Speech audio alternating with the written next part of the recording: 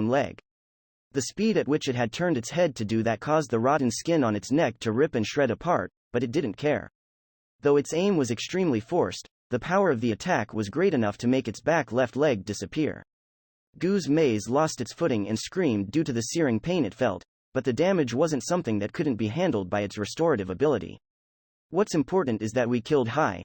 The second that thought went through its head, the man that was supposed to be disintegrated jumped up on Goose Maze's back. It couldn't understand what had happened. Countless grudges within it became astir and caused it to momentarily stiffen. Then, it noticed the man's state. His right hand was covered in blood and held a familiar piece of flesh. It was a part of Goose Maze's body, and, by looking at his mouth, it was easy to tell that he'd taken a bite of it. Lastly, he held a halberd with a black flag flying behind its axe blade. Just now, with abnormal swiftness, he'd jumped on Goose Maze's back, and he was now getting ready to charge towards its head. His speed was far greater than it had been a few moments ago, or even when he'd been completely unhurt. It was hard to believe that he was heavily hurt. In fact, his wounds were disappearing right before its eyes. Suddenly, the grudge that controlled Goose Maze shuddered with fear. After all, it was reminiscent of the chase back in the dungeon. "Looks like it worked," said the man through his ragged breath. The deathly faces all over its body heard the man's mutter. "If you get a debuff by eating a part of a debuffed opponent's body, reversal recognizes it as a negative effect caused by the enemy.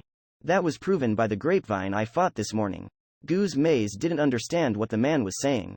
"I didn't know if hellish miasma had any effect on undead, and there was a chance that the thing with the grapevine only happened because it was caused by its attack," the man said.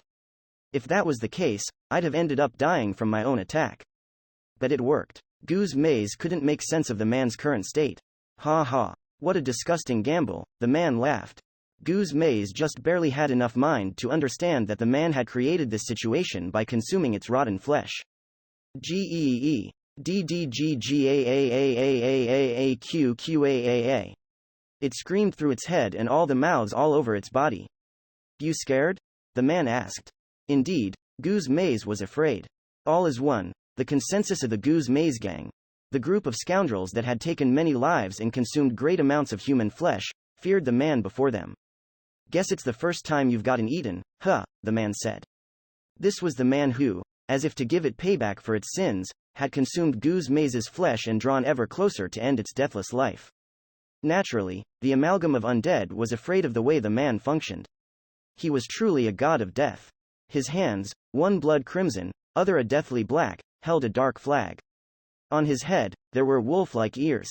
He didn't hesitate to consume the flesh of man-eaters. If he wasn't the Reaper sent himself to end them, no one was. KADSFA? ASASADAAAQASQA.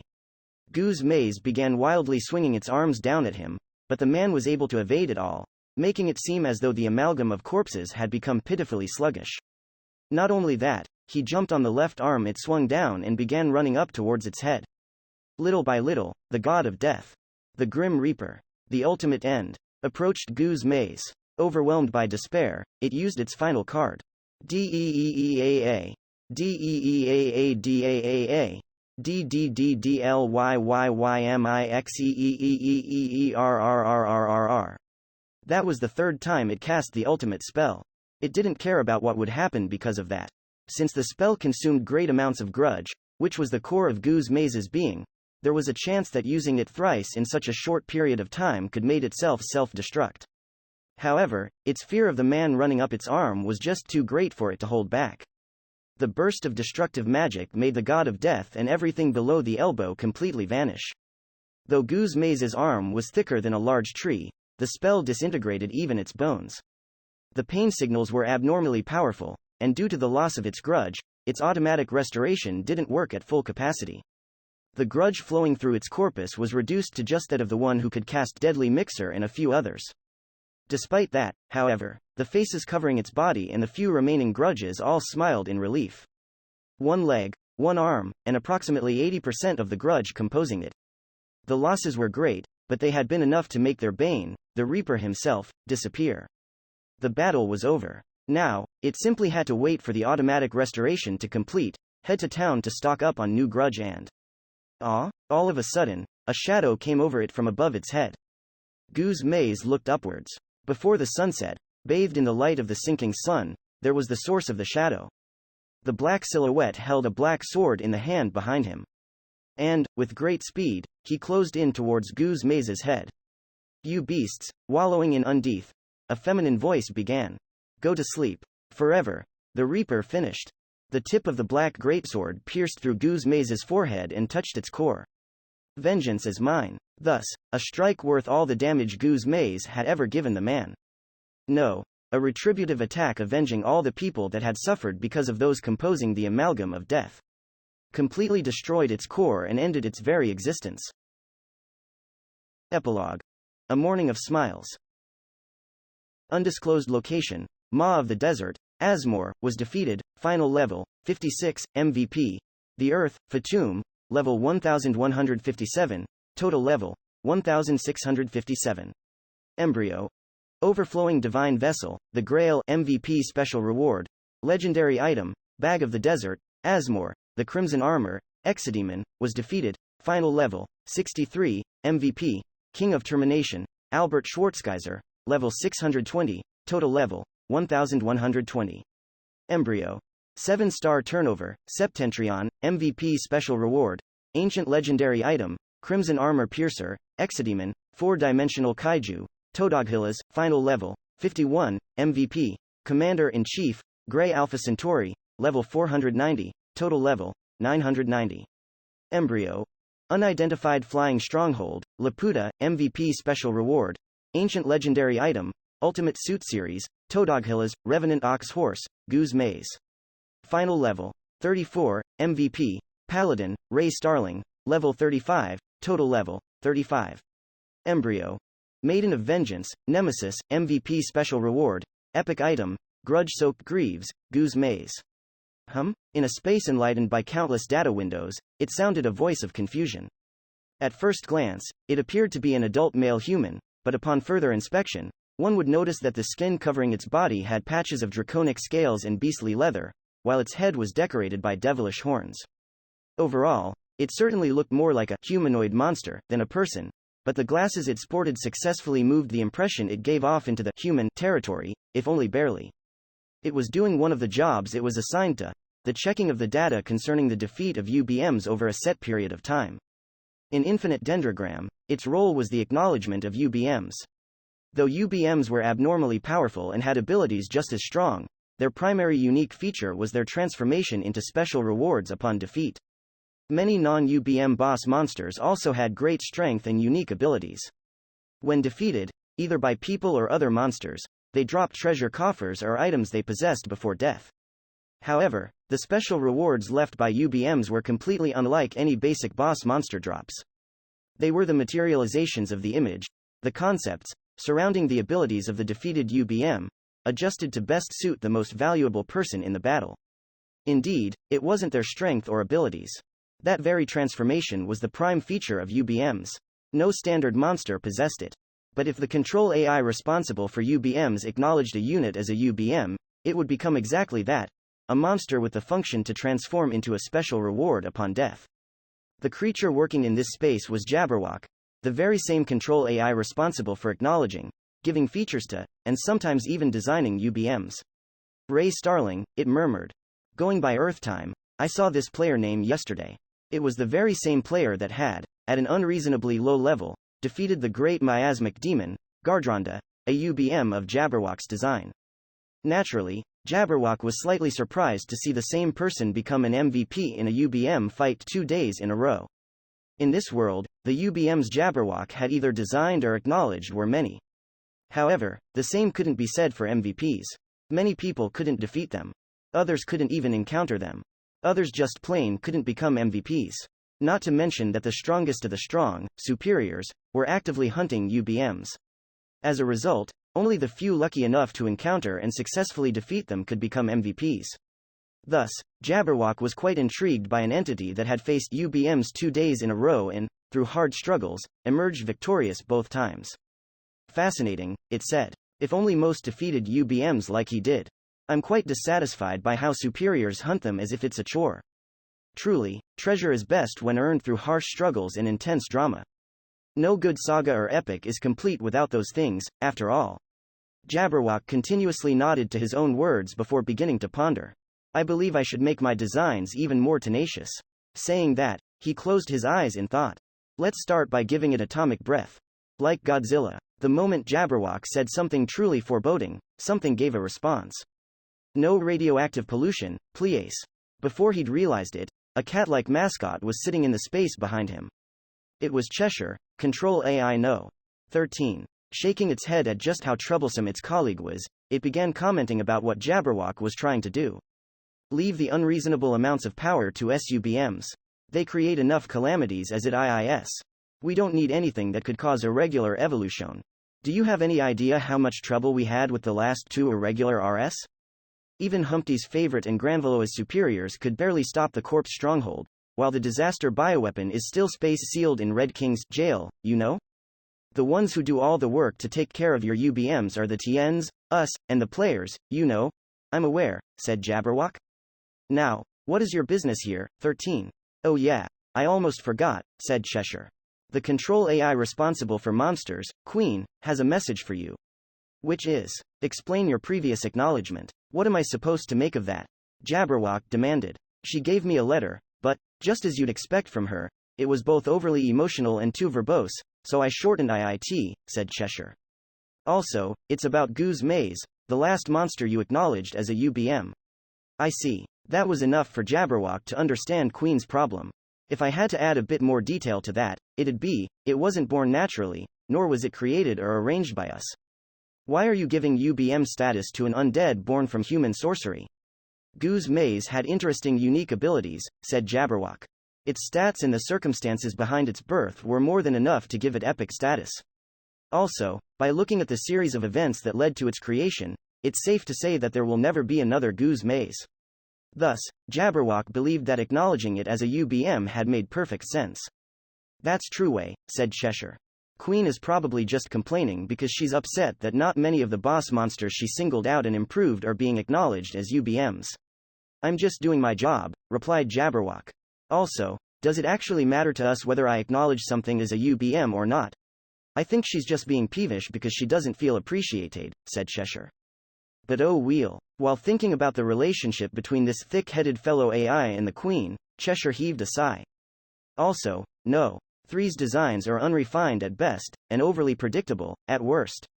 Too lacking in both inventiveness and potential, added Jabberwock. When it comes to those points, this Goose Maze creature and some player designs make far better UBMs. Queen is a simple and straightforward girl, after all. Wait, what? Cheshire realized that Jabberwock had just said something that simply couldn't be ignored. Player designs? What do you mean? Exactly what I said Jabberwock. I'm talking about that superior from Drife. Oh, the mention of that single person was more than enough for Cheshire. The superior in question was more than capable of creating a monster that could catch Jabberwock's eye. A part of me feels like Ray will get involved in that, said Cheshire. There was no basis for the cat's assumption. One could write it off as standard intuition, but with the control AIs all having calculational capabilities that no human could match, it was difficult to call it standard. Jabberwock wondered why Cheshire's mutter had included the name of the player he'd been intrigued by just a moment ago, but chose not to react to it in any meaningful way.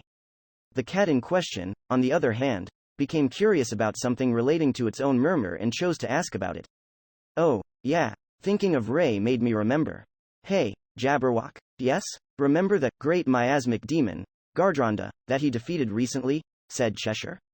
What would have happened if it had reached completion? It died when it was only in its second form, so I'm kinda curious.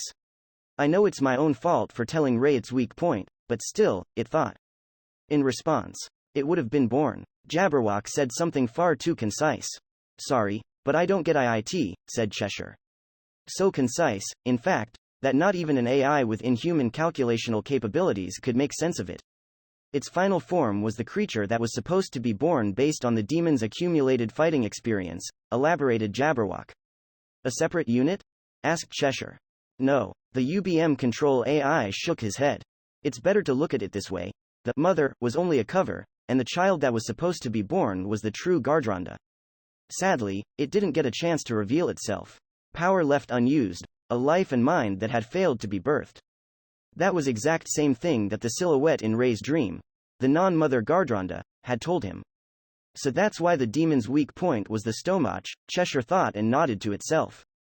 By the way, what kind of creature would it have been born as? If I recall correctly, the mother fought and ate primarily humans, said Jabberwock. Thus, it's fair to assume that it would have been humanoid. It's also fair to assume that it won't get another chance at being born, right? Cheshire asked. Yes, indeed. However, Jabberwock thought to himself, that might change depending on the final skill it received when it became an item.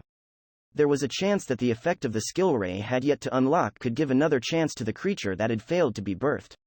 However, due to there not being any similar cases, Jabberwock concluded that it was highly unlikely. Now, if you'll excuse me, I have work to return to, he said. Sure. I have some tasks to do, too. Jabberwock ended the conversation and faced a window displaying a stream of information. Cheshire left his colleague's work area and went to do his own work. Paladin Ray Starling, UBM, Revenant Ox Horse, Goose Maze, was defeated. Selecting MVP, Ray Starling was selected as MVP. Ray Starling is presented with an MVP special reward. Grudge-soaked Greaves, Goose Maze. So that's done, huh? I murmured. With Goose Maze's body disintegrating into particles of light and me receiving a message window similar to the one I'd gotten after defeating Gardronda, I could finally be relieved that I'd killed the abomination. However, my situation didn't allow it. After all, since Goose Maze was about 40 meters tall, defeating it from the head had left me to fall the entire way down. Not to mention that I couldn't move my body, either. To win this fight, I'd used a downright insane method of activating like a flag flying the reversal. Thanks to the debuffs I'd received getting turned into buffs, I had become more powerful than I was at my best, and had been able to emerge victorious against the abomination. However, just like it had been with Gardronda, the switching of weapons or the defeat of the enemy, Goose Maze, had caused the skill to get cancelled. Thus, I was left burdened with a number of debuffs. My status window displayed poison, weakness, and intoxication, the three effects of hellish miasma, along with curse and food poisoning, which I'd most likely gotten for ingesting Goose Maze's flesh. Well, I ate a part of a goddamn undead's body, so I can't really be surprised, I thought. Moments after I cancelled the reversal by switching Nemesis to her sword form, I was able to move my body long enough to activate Vengeance as mine, but the debuffs had gotten worse since then. I could no longer move so much as a muscle.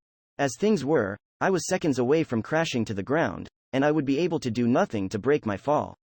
With my current HP and the general state of my body, it was highly questionable if I could survive the hit. Better say my prayers, then. I murmured. A moment after I closed my eyes and braced myself for impact, I felt the touch of something unnaturally light. The sensation repeated a couple of times. After the gentle swaying, I felt my body land on the ground. I was thoroughly confused. Fearfully, I opened my eyes and saw a shining artificial horse, Silver, standing at my side. Just like the first time I'd fallen off of him, he was looking down at me, seemingly worried. It was apparent that Silver had gently caught me as I'd fallen and softly dropped me to the ground. I had no idea how he'd done it with his equestrian frame, but there was no other explanation. Ha ha, I laughed. Thanks, Silver. Not being an animal, he had no mouth and thus couldn't make any natural sounds, so he responded to my gratitude by simply rubbing the end of his nose on my cheek. That action made him seem much like a real horse. With how he'd helped me chase down the Lich, it was safe to say that Silver had been an invaluable asset in this event. And if I hadn't had the miasma flame bracers and hadn't seen that dream, there would have been a large chance of me losing this fight. However, there was someone who'd done more to help me than anyone else. Thanks, Nemesis, I said. If you hadn't persisted like you did, it would have all been over for us. If I hadn't had Nemesis and she hadn't bought the time I'd needed to regain my consciousness, I'd have been given the death penalty, and that pile of corpses would have been free to attack someone else. Nemesis was the sole reason why that hadn't happened, so I expressed my thanks. However, all I got in response was peaceful, systematic breathing. Before I knew it, she'd disappeared from my weapon equipment slot, returned to her humanoid form, and had fallen fast asleep. It reminded me of a similar moment back in the dragon carriage after the battle with Gardronda. The peace in her expression felt like the ultimate proof of the hard work she'd done today. Well done, Nemesis. I touched her with my left hand, causing her to instantly return to the crest. Left alone and unable to move, I kept my HP up by casting healing magic on myself, and looked through my items to find a way how to neutralize the status effects. The misadventure from today's morning had made me learn my lesson, so I'd prepared for the 3 hellish miasma debuffs by buying the appropriate items when shopping. After taking those, I lessened the effects of food poisoning by vomiting a few times, and made it go away completely by following that up with a swig of the right medicine.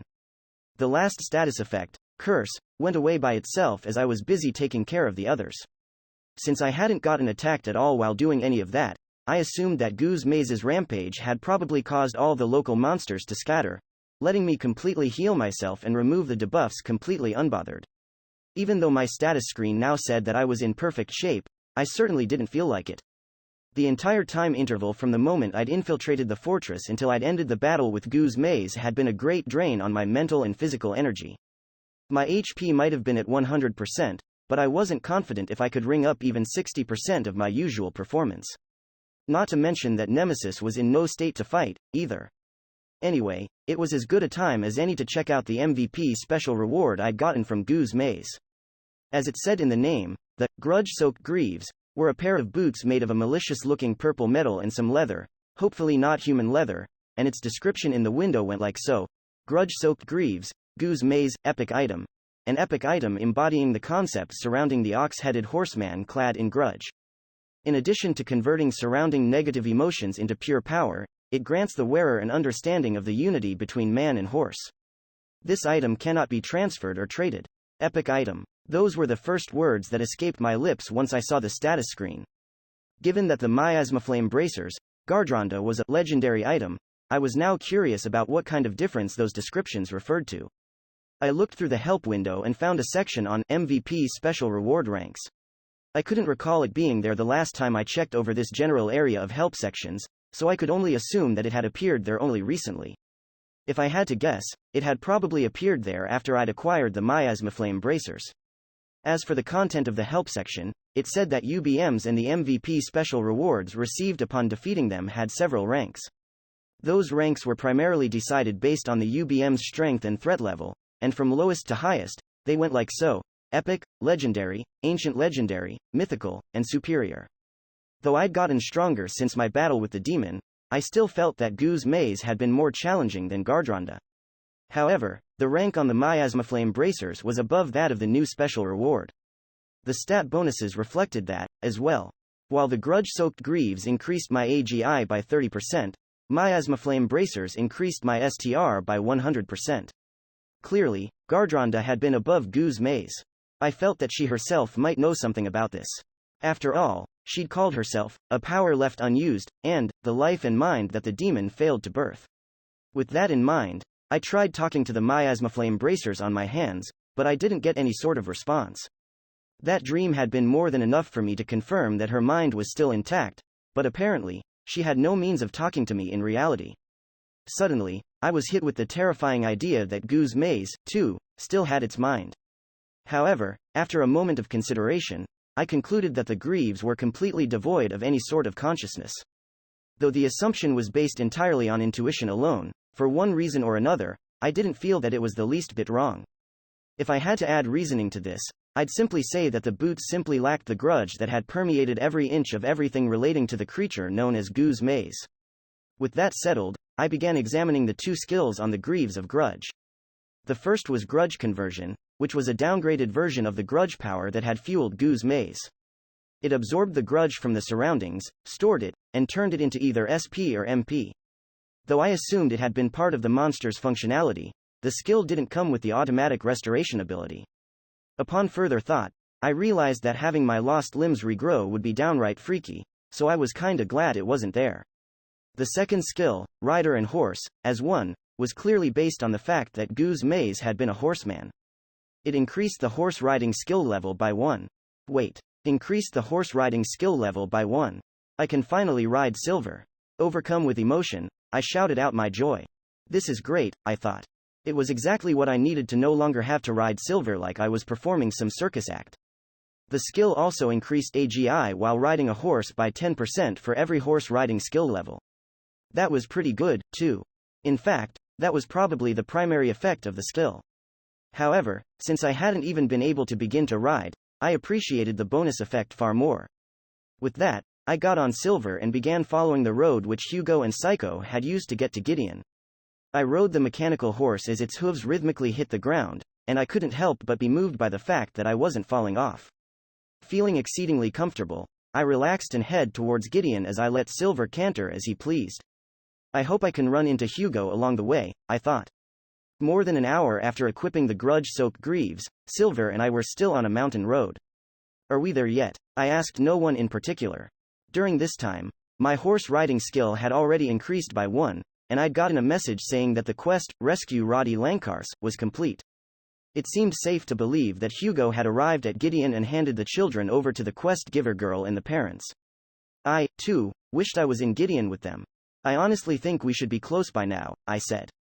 The uncertainty in my tone was due to the fact that I wasn't sure if the road I was following was the correct one. When going from Gideon to the Gu's maze hideout, we had used Imagingear, and, to avoid getting spotted, traversed a path where we wouldn't meet any people. Now, however, I was following a mountain road that was well maintained enough to not have a single blade of grass growing out of it. When taking my and Silver's comfort into consideration, this path was far better than the former, but it wasn't without its problems, either. The Cruella mountain belt was a net of many roads of various sizes. According to the area's description in the help window, while some of them had been made on the kingdom's or Gideon's orders, many had been randomly created by the local gangs. With all the magic in this fantasy world, road-related public works weren't a hard task. There were even spells that allowed the caster to make vegetation simply move away, so it might have even been easier than using heavy machinery. Due to that, there were countless roads, which made it difficult for me, a person with no knowledge of the lay of the land, to find my way back. Since I hadn't gotten to the hideout by taking these mountain paths, my map didn't display which one led to Gideon, and thus didn't help with the pathfinding all that much. However, since I knew the approximate location of the city, I could make good use of the map window's cardinal directions. With that as my compass, I was able to make my way to where I thought Gideon was. Considering our speed and the amount of time that had passed, the city should have, at very least, been in sight by now. Oh, just as I thought that, I noticed Gideon's outline peeking through the spaces between the trees. Since we were still on the mountain, I got to look down at it from a particularly high point. Though it was already turning dark, the city was emitting lots of light, making it obvious that its people were still full of energy. I murmured. A certain sound reached my ears. It was the sound of hooves hitting the ground beneath, something I'd grown familiar with throughout today. Except this time, there were many such sounds, and their sources all seemed to be in one group. Not only that, they seemed to be getting closer to me. What? As I imagined the unlikely and, frankly, silly scenario in which I was being chased by a group of horsemen liches, the sound suddenly mixed with the sound of metal armor fittings scraping against each other. Soon enough, I saw a group of horses being ridden by people in full plate armor. It was a highly familiar group, Liliana's Knights of the Royal Guard. Hello, Liliana, I said. We sure see each other a lot, Ray, she exclaimed before I could finish. Are you all right? Day? Okay now. Why is she looking at me so intensely? I thought. And why are her knights turning all alert and battle ready? Might I get an explanation? Where is the giant undead? She continued. Were you able to escape it? Or is it still nearby? Oh, okay, I get it now. I first explained Liliana that there was no need to worry, and went on to have an exchange of information with her. She gave me a detailed explanation of what had happened on her end. After we'd split up at the Sweets Cafe, Liliana had gone on to continue her search for the second princess, but come evening, she had received a grim piece of information.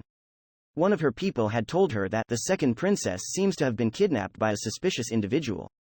Liliana had been aware of the vile deeds committed by the Goose Maze gang, and had concluded that it was entirely possible that the second princess had become another one of their victims. However, Goose Maze gang's hideout had been in the mountain belt that acted as the border between the kingdom and Caldina. Moving out with larger groups of soldiers could have been seen as an act of war.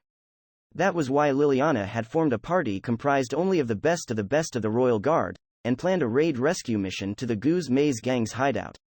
The moment they had prepared themselves and began heading out, 2 carriages had entered Gideon. Due to it being late, the speed at which they'd entered had made them stand out. Once Liliana had asked them to state their identity and business, the coachman, a master, had told them something that was nothing short of surprising. He had said, I am a master who accepted the request of one of this city's citizens to rescue a kidnapped boy. We exterminated the gang and brought back all the children that were still alive. However, as we did that, some strange sorcery made the corpses of the gang merge into a giant undead UBM. We were able to escape using the carriages, but my fellow master is still holding the beast off somewhere in the mountain belt. The story had been so absurd that some knights simply hadn't believed it. However, a knight with the truth discernment skill had concluded that the master wasn't lying. Not to mention that the requester, who'd been waiting for them by the gates, had confirmed that it was all true. The shift from a kidnapping event to a UBM assault had made their situation turn quite chaotic. Also, Liliana had gone on to ask for the name of the master holding back the UBM, causing her to find out that it was someone she was highly familiar with, me. She had hastily departed the moment she'd found that out. The knights that had been supposed to join her in the rescue operation had gone after her. Sometime after that, they'd run into me, still on edge and ready to face the UBM. I see, I said. So Hugo safely got the children to the city. What a relief. I'd known it from the message I'd received, but now that I'd been told the circumstances surrounding it, I could be certain that there was no need for worry. What do you mean, what a relief? Liliana exclaimed. What happened to the UBM? I defeated it, I curtly answered. Oh, I see, so you defeated it? Here. I showed her my boots and opened their informational window. Ray, if I am not mistaken, you became a paladin about a week ago and were only level 0 before that, correct? She asked. That seems about right, I said. Time went thrice as fast here, after all. Why are you able to defeat an UBM a mere week after starting? Also, I just realized, but those bracers are. Oh, yes. I got these the day before yesterday. Saying that, I showed her the miasmaflame bracers, Gardronda. Liliana froze solid. The scale of what they're talking about is just ludicrous, muttered one of the knights to the others. The only person I know who can defeat a UBM by his lonesome is our late commander. You need to be kind of insane to even attempt it, honestly, said another. This is just off. Our vice commander is forced to act out the straight man type of character, commented the third knight. I mean, she's normally the natural airhead type, isn't she? Huh. Sighed Liliana. Truly, common sense does not apply to you masters. Well, it's not like I won just because of my own abilities, I said. I had my comrades, Lady Luck, this horse named Silver, and Nemesis with me. Speaking of Nemesis, where is she now? Liliana asked. She's currently resting, I said. The things she had to do left her completely drained.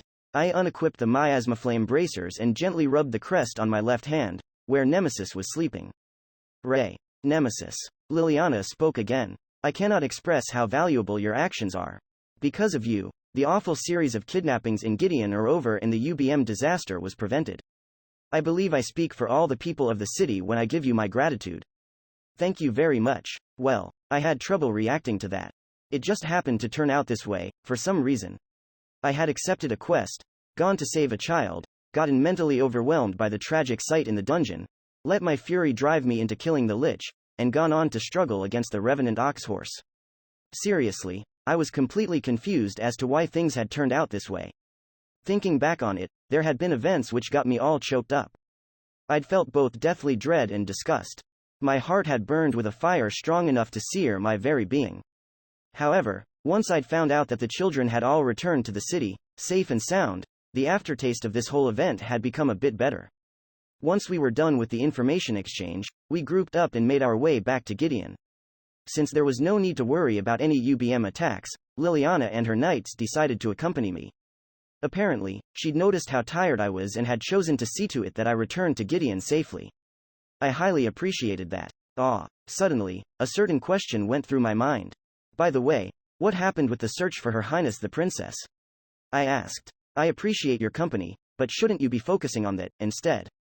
My questions made Liliana's expression turn stiff. At the same time, I felt a strong air of nervousness envelop the other knights. Did I say something bad? I thought. Based on what you told me, Her Highness was kidnapped by the gang, right? I continued. I didn't get a chance to take a look at the faces of the children in the carriages, so. Her Highness wasn't in the carriages. Liliana's voice as she said that seemed somewhat flat. Does that mean that? I asked slowly. Are there actually more gang members? Did they take her to some other area in the mountains? The kidnapping itself was misinformation, she said. A short while ago, one of our people contacted me via communication magic and told me that she'd returned home, safe and sound. That's Gree. I was also told that she was carrying a store-bought mask, sweets, a goldfish, and a painting. She looked thoroughly satisfied. The one thing she said to the people of the place she is staying at was, it was most riveting. I was dumbfounded. Your Highness, could you please read the mood? I thought. These people spent the entire day searching for you. Though the way she'd explained the situation to me was highly smooth and matter-of-fact, I could see Liliana's forehead twitching in anger. She laughed ominously. I reluctantly joined her. Let us change the subject. Good idea. Both the mood of the situation and my very instincts told me that delving into this was a bad idea. We switched to doing some idle chatter and continued following the road towards Gideon.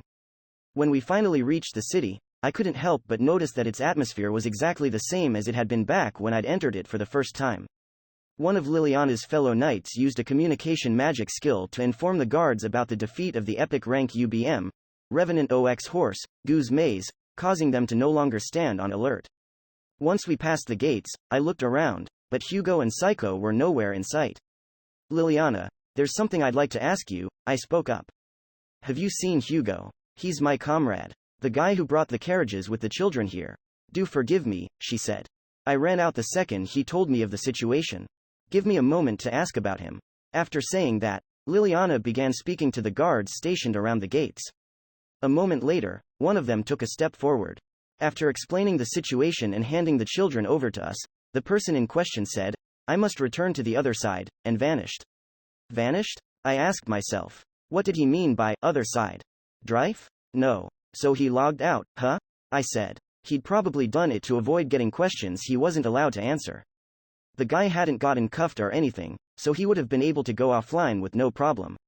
I wonder if I'll meet him again tomorrow, I thought. Also, he gave me this, said the guard and handed me a letter. Thank you. I opened it and instantly realized that it was a message he'd left for me. Dear Ray Starling, I leave this message to you just in case you choose to stay in this world and either return here safe and sound or your death penalty expires. First of all, I would like to thank you. Without you, I couldn't have brought the children back to their parents or the lady we'd met in that alley. You will likely be offered many rewards for acts such as defeating the Goose Maze gang, and you can rest assured that it all belongs to you. I have no need for any of it. In fact, I'm incapable of taking any rewards from the kingdom's public institutions. It hasn't been long since we've met, but I believe I have a good grasp of what kind of person you are. You will most likely hesitate to accept what you're offered. However, with you having been the only one capable of doing it, you must be the one to take the rewards. Also, you can rest easy knowing that I have already received my prize. My rewards were Lady Rebecca's smile and the tears of joy that she shed when I brought her little brother to her. That was more than enough for me. If you still feel apprehensive about it, you can pay me back by treating me to lunch the next time we meet. Please excuse the fact that it's in written form, but this is my goodbye to you. Farewell. I hope we meet again. Au revoir. A bientôt. The machine knight of ice and roses, Hugo Lesseps. I was speechless. In case I choose to stay in this world, huh? I thought. Ray? As I got lost in thought, Liliana looked at me with worry in her eyes. Are you sure you are feeling well? She asked. Oh, sorry about that, I said. I'm quite fine, thank you. Well, if you say so. Anyway, since you have defeated the Goose Maze Gang, please take some time within the next few days to report it to the Adventurers Guild and the Knight offices. The Adventurers Guild is for the bounties, while the Knights need to know about the elimination of a criminal organization. I see. Thank you. The day is getting late now, and I believe you are exhausted beyond belief, so please go have some well-deserved rest, she said. I really should, I agreed. It's been a really long day, after all. What will you do, Liliana? I will go back to protecting Her Highness. Clearly, I'm not the only one here who deserves to be thanked for all their efforts. Oh, there's no need, ahaha. Alright, I will take my leave now, I said. Feel free to, she said. Let us meet again. With that, Liliana and I parted ways. Still logged in, I went on to take a nap in one of Gideon's inns. Once I let myself fall on the bed, all the events of the day flashed through my mind. However, due to how exhausted I was, the Sandman took me before I could think about any of it. This time, I didn't have any dreams. The next morning, I woke up surprisingly early. There was no sunlight flowing through the window and the sky outside only looked mildly bright, so it was probably before dawn. I placed my hand on my head and instantly found that the dog ears that had tortured me throughout all of yesterday were gone. With me spending the night in-game, they'd likely gone away due to the time limit. Have you awoken, Ray? A voice asked. I looked to where I'd heard the voice, the side opposite to the window. There, I saw Nemesis, who was sitting in a chair and looking at me. Morning, Nemesis, I greeted her. Good morning, Ray, she responded. After that, we both just wordlessly looked at one another. Eventually, I broke the silence and invited Nemesis for a walk. I took her to the plains right beyond Gideon's northern gates. With it being my third time here, the area was already becoming familiar to me. Nemesis and I were speeding through it while riding Silver. I held the reins and controlled the steed while Nemesis sat behind and held onto me by my waist. This is truly pleasant, said Nemesis. Sure is, I agreed. As I had such meaningless exchanges with Nemesis, I continued making Silver gallop through the plains. After about 30 minutes had passed, I saw the sun begin to show itself from behind the eastern mountains. Will you leave this world? That was when Nemesis asked me that question. I said nothing. She was referring to what I had been considering back in the fortress basement. If I processed infinite Dendrogram the same way I did reality, it was questionable whether staying in a world so filled with death would be a good thing for me. The sight of the corpses of children I didn't even know had been enough to make me feel as though my heart had been gouged out.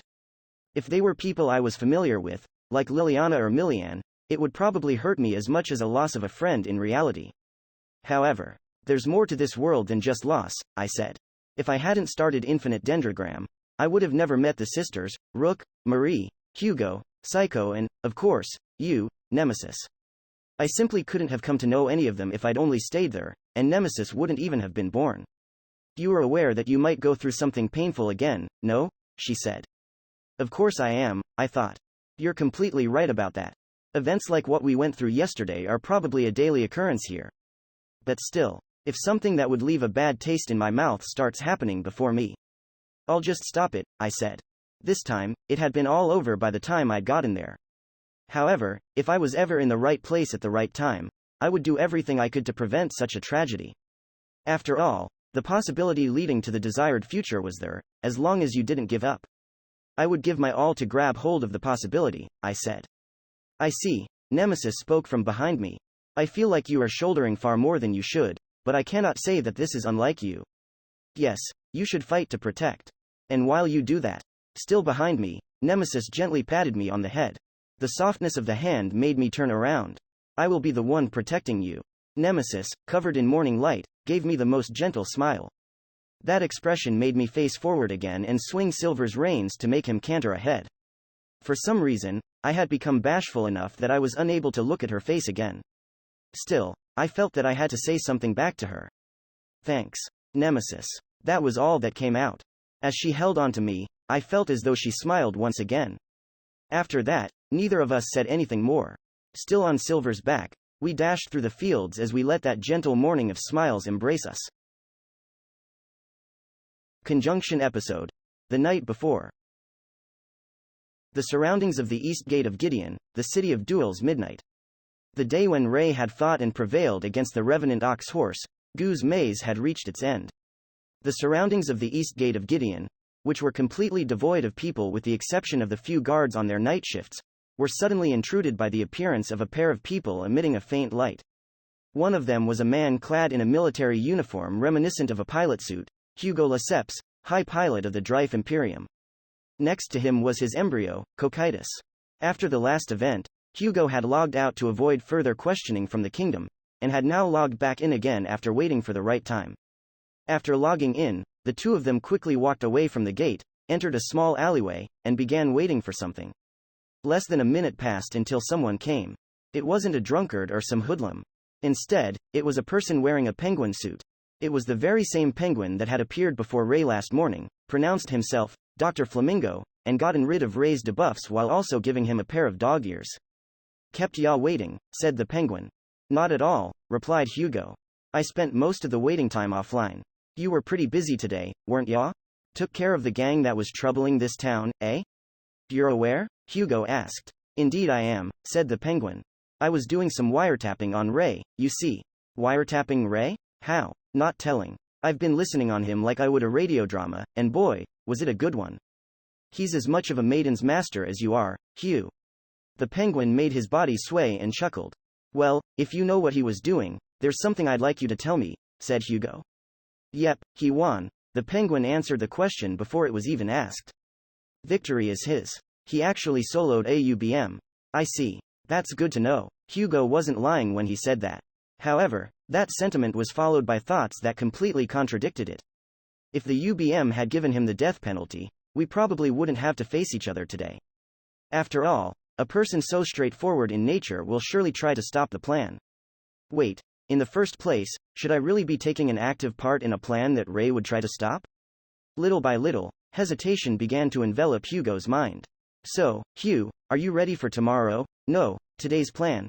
The penguin asked, as if it was fully aware of Hugo's inner struggle.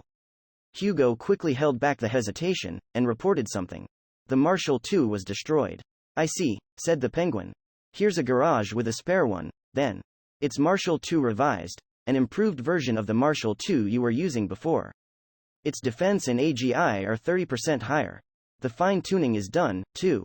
The penguin reached into his inventory and took out a large, rolled-up, metallic scroll much like the one Hugo had used in the afternoon. Thank you very much, Hugo said gratefully. Oh, I just remembered this. Hugo took out a bundle of papers from his inventory.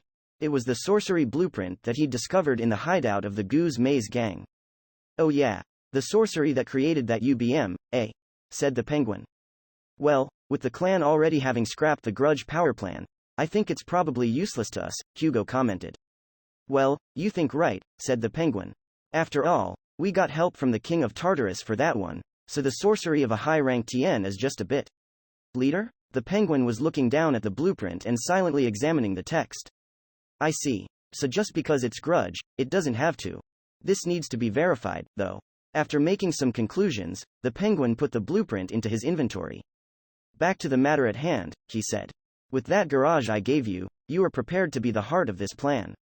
Other preparations are just about complete, as well. The penguin began counting down his fingers to confirm what was done or not. Since the suit didn't have any fingers fit for counting, he obviously did it with the human fingers inside. The deployment of castling and the gadgets is done. The arrangements to allow us to influence the device are done. The club, Veldoorbel, has been taking root there for a few days now. And of course, the diamonds, preparations are done. Or so I'd like to say. But there's something I still have to do. Well, it's not like I won't make it in time for the plan.